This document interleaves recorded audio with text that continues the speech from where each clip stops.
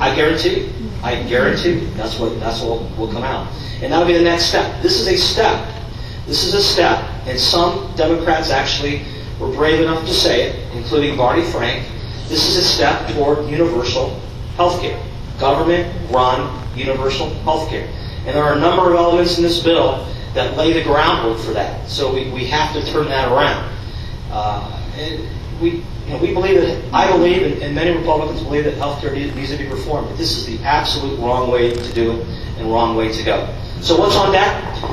Financial regulatory reform. This is Wall Street reform, banking reform, some insurance reform. We'll include the new bank tax that we could talk about if you want. It looks to be pretty much right now a partisan bill. It was a partisan bill pretty much in the House. Senate's taking a different approach to it, but still it appears pretty partisan. The President now is getting engaged in it. He wants something on his desk this spring. Soon followed by immigration reform, which probably means amnesty, believe it or not, in this environment. They appear to be heading in that direction. And then let me put something on your screen that just finally got some national attention yesterday by one of the President's advisors, Paul Volcker, in a speech said, the value-added tax. That's exactly right. This is coming. This is the next big thing on the tax code. And it's not coming in replace of any taxes, by the way. They're not replacing the income tax. This will be in addition to the income tax. And it's a huge revenue generator. And after you follow what they did on healthcare, moving toward a European system, for those of you who have watched Europe, this is moving us in our tax code to a European system. So when you just thought, could our tax code get worse? No. Yeah, it could get worse, believe it or not. So that's kind of what's on track coming forward. Clearly, the Democrats believe that this is their high water mark in Congress during the Obama administration, and they still believe, by the way, that they're going to retain control of the House and in the Senate. They have a lot more money. Their interest groups are a lot more active right now in running ads across the country, and you know all the usual suspects. And so they believe between their interest groups and their money advantage that they can hold on to the House and hold on to the Senate, though by smaller margins. That's why some of these controversial things, when you think, boy, they're going to start listening sooner or later, right? No, they're going to go for broke, and they're going to try to get as much done as they can on some of these controversial issues, and it appears in a partisan way.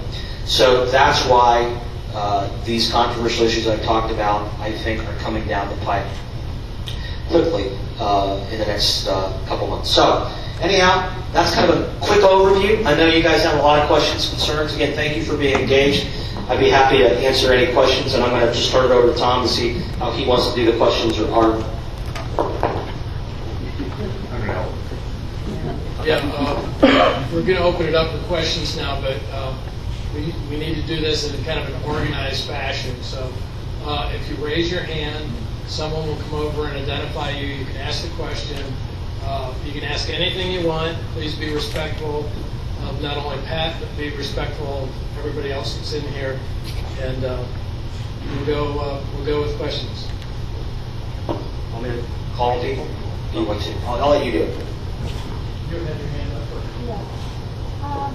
I was wondering, I first talked about defunding the health care bill as a way of putting it off until after the November election or whatever, until you can get actually 2012, so that, because you know that it's going, if you try to repeal it, it's going to be vetoed. So what are the chances of you being able to pull off a defunding of that health care bill? Great question. The question is I'll try to repeat the question for everybody. The question is, what are the chances of defunding the bill before the 2012 election? And what are the prospects of doing that, because the president will veto any other bill? The only way we can do that is through the appropriations process, through the spending process. That's what the Democrats have used, by the way, to to pass some pretty controversial legislation over the last year, is tying things to defense bills and things like that. We can do the opposite if we are in control of the House and the Senate. If not, if we're in control of one body, there's a possibility that you could have this fight. It could lead to something like a government shutdown to try to get them to negotiate, slowing things down. That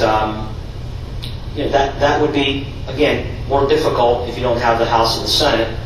There is a possibility, though, to try to defund or not fund some of the provisions in the bill over the next 2.5 years. Well, given the fact that the money bill is supposed to originate in the House, Right. I would think that if you can do some maneuvering in the House, Right. it would be easier than... That would certainly be the intent. I mean, that would be our intent to try to do. Now, what you'll hear, I'll guarantee you, I'm going to predict right now, you will see commercials between now and November that Republicans are for taking away health care from old people and people who have cancer, and you're going to hear all sorts of things. I've already heard a hands off my health care from the Dem Yeah. call. Yeah, it's going to be what? One over here.